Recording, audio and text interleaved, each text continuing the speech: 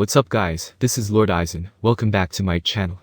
In this video, I will quickly go over all the major forms, transformations and techniques that the Saiyans have achieved throughout the Dragon Ball series. Before we begin, two things I need you to keep in mind. First, is that even though one transformation has a higher multiplier than another, it does not mean that the user is automatically stronger. For example, Broly's Super Saiyan Full Power transformation has a much lower multiplier than Goku's Super Saiyan Blue transformation, but since Broly's base power level is exponentially higher than that of Goku's, Broly is ultimately stronger.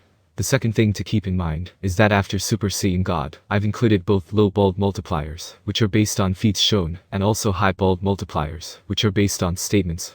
With all that in mind, let's now begin the video and see how all the transformations compare.